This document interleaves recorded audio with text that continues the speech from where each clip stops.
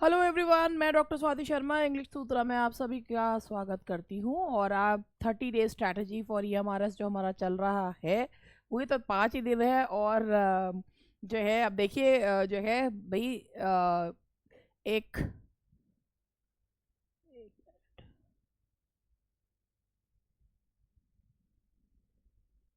Yes तो ये हमारे आज का जो क्वेश्चन, आज का सेशन बहुत छोटा सा सेशन मैंने रखा है।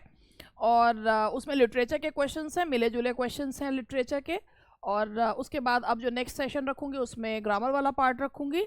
तो चलिए बिना टाइम वेस्ट करे स्टार्ट करते हैं। और ये the path to victory book है। आपको अगर किसी भी चीज़ के बारे में जो हमारे कोर्सेज है या हमारी बुक है उसके बारे में जानकारी लेनी हो तो इंग्लिश सूत्रा का ऐप आप लोग प्ले स्टोर से डाउनलोड करके और स्टोर में जाकर आप जानकारी जो है वो ले सकते हैं। तो ये पाथ टू विक्ट्री है, ये हमारे UPTGT का जो ऑनलाइन बैच चल रहा है, या ये जो प्रैक्टिस बैच है, और ये हमारे वीडियो बैचेस हैं सारे सभी जो मतलब UPTGT PGT ग्रामर ग्रामर तो सभी एग्ज़ाम्स के लिए ही है। तो आपको ये सारी जानकारी इंग्लिश सूत्रा का ऐप डाउनलोड करने पर मिल जाएगी। ठीक है जी, चलिए स्टार्ट करते हैं। पहला क्वेश्चन है, poetry is not like reasoning, a power to be exerted according to the determination of will is a statement by Wordsworth, Shelley, Coleridge, Arnold. Poetry is not like reasoning, poetry तर्क की तरह नहीं है। A power to be exerted according to the determination of will, ये statement किसके द्वारा दिया गया है? तो आप लोग ये देखिए, क्वेश्चन जो है बहुत अच्छा क्वेश्चन है। और ये क्वेश्चन भाई देखिए जो टॉपिक दिए गए हैं उन्हीं में से ही मैंने लिया है। तो ये क्वेश्चन का आंसर है दैट इज शेले। ये कथन है शेले का, जो कि रोमांटिक एज के राइटर थे। शेले का ये कथन है।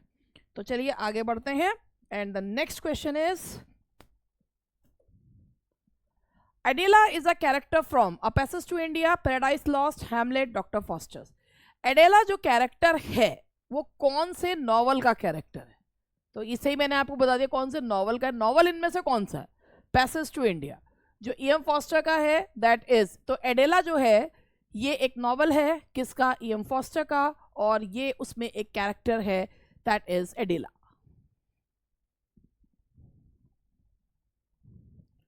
The period of English literature from 1660 to the end of the century is called। भाई देखिए 1660 अगर हम बात करते हैं, देखिए अगर पीरियड्स को डिवाइड करें तो 1603 से 1625 का जो पीरियड है दैट इज जेम्स फर्स्ट का पीरियड, तो दैट इज जैकोबियन पीरियड। 1625 से लेकर 49 तक जो है दैट इज कैरोलिन पीरियड। ठीक है, उसके बाद बीच में कॉमनवेल्थ का पीरियड 16 कहाँ से है जी? ये 1660 से जो 1700 तक है वो है रेस्टोरेशन पीरियड। क्यों कहलाता है ये रेस्टोरेशन पीरियड? क्योंकि इस समय 49 के बाद जब चार्ल्स फर्स्ट की मृत्यु के बाद चार्ल्स सेकंड जो है वो इंग्लैंड छोड़कर चले गए थे कि कहीं उनकी भी हत्या ना हो जाए। तो राजा का जो शासन था वो समाप्त हो गया था, पुनः स्थापित हुआ था राजा का शासन 1660 में। तो 1660 के पीरियड को क्या कहा जाता है? That is called restoration period. That is restoration. Restoration किसका हुआ था? मोनार्की का। Firdausi was the poet of. Firdausi कौन सी लैंग्वेज के पोएट थे? Persian, English, French, Italy. ये आपने नाम जो है जब मैथ्यू आर्नल्ड को पढ़ा होगा तो आपने उसमें ये नाम जरूर सुना होगा, शाहनामा जो है। तो Firdausi, Firdausi was the poet of Persian language. He was the poet of Persian language. वैसे आप जो है पढ़ाई के अलावा भी मेरी एक अलग पर्सनालिटी है, उसके लिए आप जुड़ सकते हैं मेरे इंस्टाग्राम हैंडल से भी। और वो that is altogether different, और वो एक हल्का फुल्का उसके लिए है। तो if you want to connect with me on Instagram तो आप इंस्टाग्राम से भी जो है मुझसे कनेक्ट हो सकते हैं। इंग्लिश सूत्रा के नाम से हमारा इंस्टाग्राम हैंडल भी है।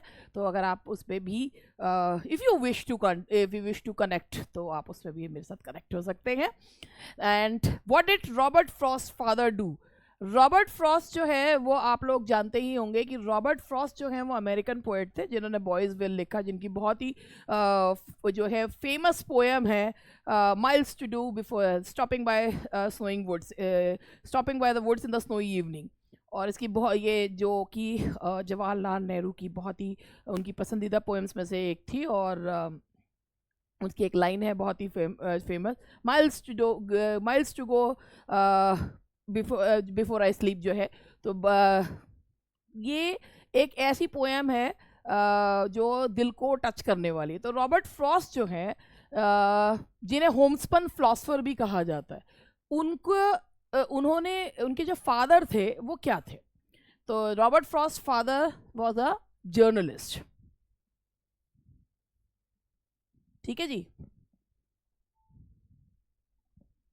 Justice delayed is justice denied, ये जो स्टेटमेंट है ये आप लोगों ने कई बार सुना होगा कि अगर न्याय देर से मिलता है तो न्याय जो है वो मिलता ही नहीं है।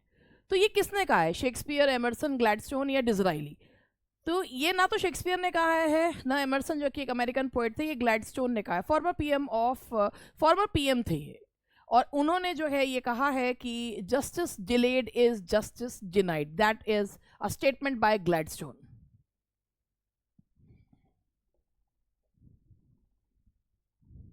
बेंजामिन डिज़राइली का नाम भी आप लोगों ने सुना ही होगा, ये भी फॉर्मर पीएम थे इंग्लैंड के। Who wrote the Spanish tragedy? John Lyly, Thomas Kyd, Robert Greene, Christopher Marlowe. Spanish tragedy ये एक ऐसा प्ले है जो आप लोगों को पता ही है, ये किसका सोर्स था? हैमलेट का। स्पेनिश ट्रेजेडी ब्लड ट्रेजेडी थी, रिवेंज ट्रेजेडी थी। किसके द्वारा लिखी गई थी? किड के द्वारा, जो एक यूनिवर्सिटी विट ना होते हुए भी यूनिवर्सिटी विट कंसिडर किए जाते थे।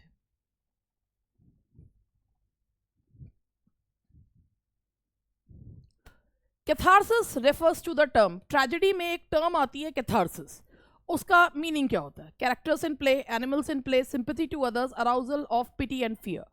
आप लोगों को पता होगा कि जो ट्रेजेडी है उसका मेन फंक्शन ही क्या होता है? उसका मेन फंक्शन होता है कि if tragedy fails to arouse the feelings of pity and fear in us, it means that tragedy could not serve its purpose. तो कैथारसिस जो है परगेशन ऑफ फीलिंग्स, ठीक है, और arousal of pity and fear, and with the arousal of pity and fear purgation of feelings do take place. तो ये catharsis जो है arousal of pity and fear, वैसे तो परगेशन है, तो arousal of pity and fear. What do you mean by archaism? Modern mode of words, up-to-date words, literary words, obsolete. Archaism का मतलब ही क्या होता है? आर्कियोलॉजी, आर्केइज्म का मीनिंग क्या होता है?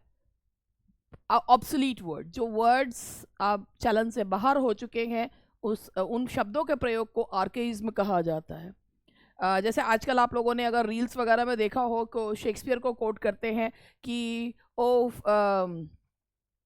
एक मदर के लिए, ओ फीडर ऑफ नेचर, माय जो है my stomach is feeling empty. तो जो है वो इस दाऊ वर्ड्स का यूज़ करना और पुरानी इंग्लिश का यूज़ करना, दो शेक्सपियर के जो इंग्लिश है उसको मॉडर्न इंग्लिश कहा जाता है, और उससे भी पहले जो वर्ड्स है उनको यूज़ करना, दैट इज जो अब नहीं यूज़ होते हैं, that is called archaism. Picture of Dorian Gray was written by Oscar Wilde, Hardy, George Eliot, none of these. Picture of Dorian Gray किसके द्वारा लिखा हुआ वर्क है? तो पिक्चर ऑफ डोरियन ग्रे जो लिखा है वो ऑस्कर वाइल्ड के द्वारा जो है वो लिखा गया है, दैट इज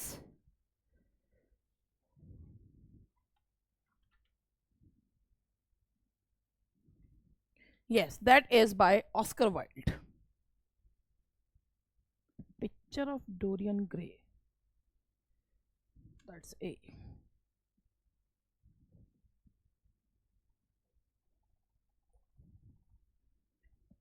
एस्थेटिसिज्म मूवमेंट से जुड़े हुए ऑस्कर वाइल्ड, उनके द्वारा लिखा हुआ ये वर्क है picture of Dorian A. Who is the author of the novel the Golden Age? Tahmima, Pearl S Buck है, ये BUC के बक होना चाहिए था ये, और वर्जीनिया वुल्फ या जेन ऑस्टन। गोल्डन एज जो वर्क है ये लिखा गया है, ये बांग्लादेशी राइटर हैं, इसको एक पुरस्कार भी जो है वो मिला है कॉमनवेल्थ लिटरेचर के लिए, और ये बांग्लादेशी राइटर तहमीमा अनम के द्वारा लिखा गया है द गोल्डन एज। ये कॉमनवेल्थ लिटरेचर का एग्जाम्पल है, तो ये तहमीमा अमन, जो कि ये बांग्लादेशी राइटर हैं और शी बिलोंग टू बांग्लादेश, और ये उनके द्वारा लिखा हुआ है। And this novel golden age, मतलब ये कॉमनवेल्थ लिटरेचर का एक हिस्सा है। Who was more under the influence of Godwin's philosophy of life? Byron, Browning, Shelley, Keats. Godwin जो है कि फिलॉसफी से कौन बहुत ज्यादा प्रभावित था? गॉडविन जिसकी फिलॉसफी से प्रभावित थे, क्योंकि he Godwin did not believe in the concept of marriage, he did not believe in any sort of government, political justice उन्होंने लिखी है। तो उनकी फिलॉसफी से प्रभावित थे शेले, इसीलिए उनकी बाद में गॉडविन की बेटी से उन्होंने शादी भी करी, और but Godwin did not approve of this. और शेले गॉडविन की जो उनकी फिलॉसफी थी ज़िंदगी की कि किसी भी तरीके के बंधनों से मुक्त, तो उस फिलॉसफी से बहुत ज़्यादा प्रभावित थे शेले।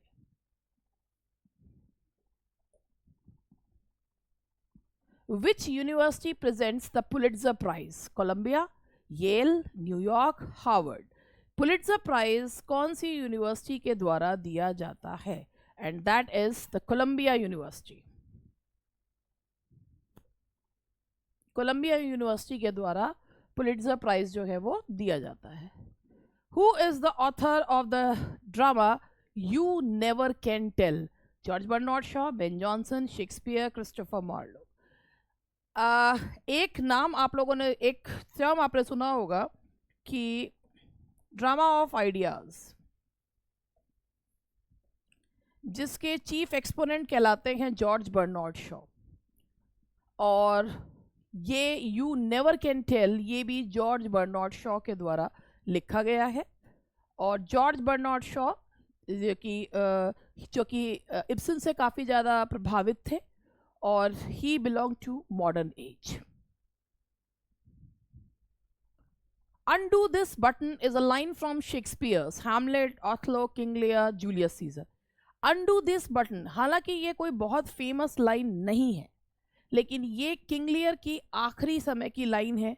मरने से पहले जब वो उनके आखिरी समय जब वो अपने फूल से कहते हैं कि एक फिजिकल असिस्टेंस मांगते हैं अपने कोट के बटन खुलवाने के लिए, तो ये किंग लियर की लाइन है, अनडू दिस बटन। तो इससे ये बेसिकली शेक्सपियर ने एक स्टेज क्राफ्ट का एग्जाम्पल जो है वो सेट करा है, और ये किंग लियर की लाइन है। किंग लियर में किंग लियर की ही लाइन है।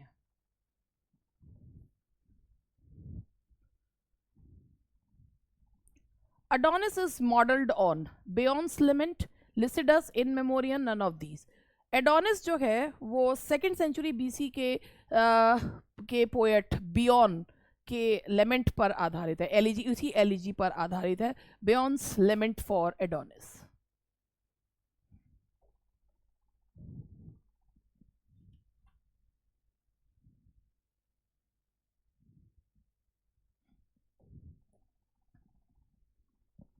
In Shakespearean tragedy, the hero is an ordinary man, a high-ranking man, a sacrilegious man, none of these. आप लोगों को पता है कि यही चीज़ एरिस्टोटल के द्वारा कही गई है, और शेक्सपियर तो कैरेक्टर को ज़्यादा इंपॉर्टेंस देते थे। उनका मानना ये था कि अगर हीरो एक अपर क्लास को बिलोंग करता है तो लोग जो है उस हीरो से ज़्यादा प्रभावित होते हैं, उसकी ट्रेजेडी से ज़्यादा वो दुखी होते हैं, व्यथित होते हैं कि चलो भैया जब ये हाई क्लास के व्यक्ति के साथ ऐसा हो रहा है तो हमारे साथ भी हो रहा है, तो क्या हो गया। तो शेक्सपियरियन ट्रेजेडी में ये तो जो कॉमन मैन को हीरो बनाया जाने लगा है, तो बहुत बाद में जो है वो ट्रेजेडीज़ में आया। शेक्सपियरियन ट्रेजेडी में जो हीरो है वो बिलोंग करता है हाई रैंक को, इधर he will be a king, a prince और जनरल। वो तो शेक्सपियरियन ट्रेजेडी में हीरो जो होते हैं वो हाई रैंक को बिलोंग करते हैं, a high ranking man. The novel of Lawrence band by the government was, D.H. Lawrence के जो नॉवेल्स हैं उन पर ऑब्सिनिटी का आरोप जो है वो लगता आया है, और D.H. लॉरेंस का जो नॉवल था सन्स एंड लवर्स, उस पे भी था कि उसमें इडिपस कॉम्प्लेक्स को दिखाया गया था, लेकिन जो नॉवल बैन की गई थी गवर्नमेंट के द्वारा, ये एक मॉडर्न राइटर है, मॉडर्न एज के राइटर हैं, जो जिस पे ऑब्ससेनिटी न्यूडिटी के चार्जेस लगे थे, वो था लेडी चैटरलेज लवर। इसको पब्लिकली बैन कर दिया गया था।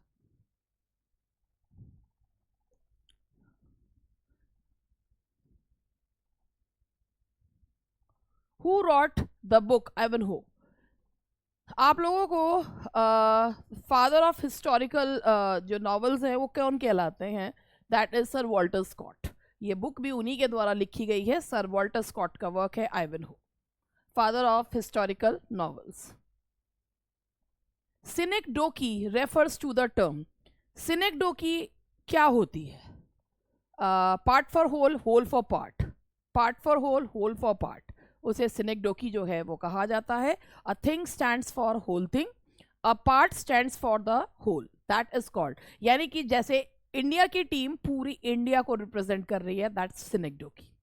तो ये है synecdoche refers to the thing term that is a thing stands for, a part stands for the whole.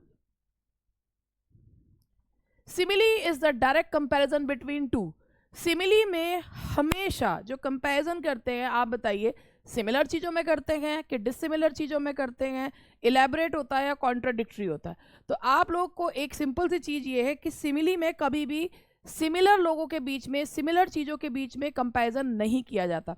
जैसे अगर हम ये बोलते हैं कि he is as friendly as, he is as ferocious as his wife, तो एक ह्यूमन बीइंग की तुलना एक दूसरे ह्यूमन बीइंग से कर रहे हैं।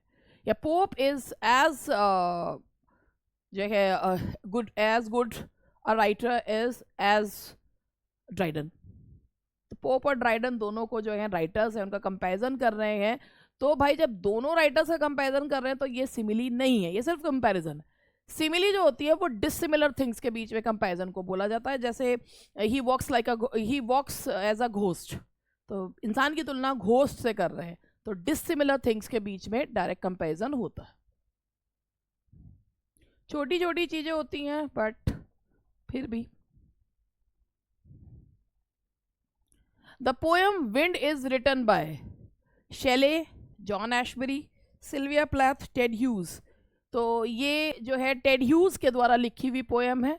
टेड ह्यूज जिनकी पोएम आपको पता होगा, उनकी जो है क्रो है और सिंबॉलिक पोएम है। इनकी वाइफ थी सिल्विया प्लैथ, भारत की सिल्विया प्लैथ कमला दास को कहा जाता है, because she was also a confessional poet and Kamala Das, so was Kamala दास।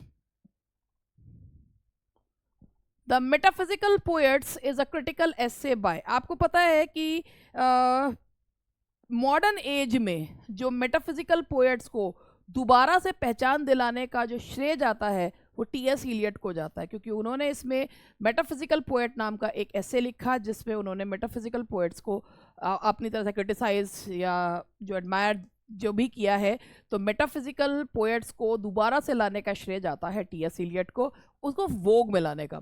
तो ये है that is by T S. Elliot.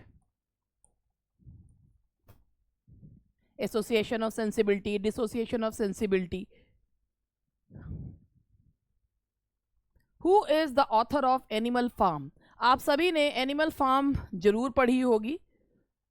Animal Farm एक पॉलिटिकल एलिगरी है, रशियन रेवोल्यूशन पर आधारित है और ये लिखी गई है जॉर्ज ऑरवेल के द्वारा, जो डिस्टोपियन नॉवल भी लिखा है, जिनका 1984 डिस्टोपियन नॉवल भी है। अब मैं एक थोड़ा सा आपको डिस्टोपियन नॉवल के बारे में भी बता देती हूँ। ब्रेव न्यू वर्ल्ड भी एक डिस्टोपियन नॉवल है। डिस्टोपियन नॉवल का मतलब होता है where nothing is perfect, where everything is haphazard, that is called dystopian. तो जॉर्ज ऑरवेल के द्वारा लिखी हुई ये एक एलिगरी है, that is Animal Farm. What do you mean by heroic couplet? सबसे पहले कपलेट का मतलब होता है 2 लाइन का स्टैंजा, और हीरोइक का मतलब होता है कि जिसका नाम इसलिए हीरोइक पड़ा था क्योंकि एपिक जो है वो एपिक इस फॉर्म में लिखे जाते थे। हीरोइक कपलेट में हर लाइन में 10 सिलेबल्स होते हैं। आयम्बिक मीटर होता है, पेंटामीटर के साथ आयम्बिक होता है, यानी कि पहला जो वो है आवाज गिरेगी फिर उठेगी। तो a pair of rhyming iambic pentameter that is called heroic couplet. 2 line stanza नहीं हो जाता जब तक उसमें आयम्बिक पेंटामीटर नहीं होगा, वो हीरोइक कपलेट नहीं कहलाएगा। That's all for today. आज के लिए इतने ही क्वेश्चंस थे, छोटा सा सेशन था आज मेरा। और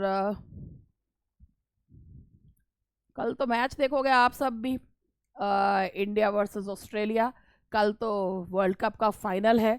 तो वर्ल्ड कप के फाइनल में तो भाई जो है इतना ज़्यादा एक जो है नसों में उबाल मारने वाला जो है मैच होने वाला है। तो कल तो कोई जो है, मैं कहीं आ भी जाऊँ तो भी कोई मुझे देखेगा नहीं। तो चलिए अब मिलते हैं, जैसा भी कल तो नहीं आऊँगी मैं। और आप भी मैच देखिए और मैं भी मैच देखूंगी। और and best of luck to our team. And that's all for today, bye bye.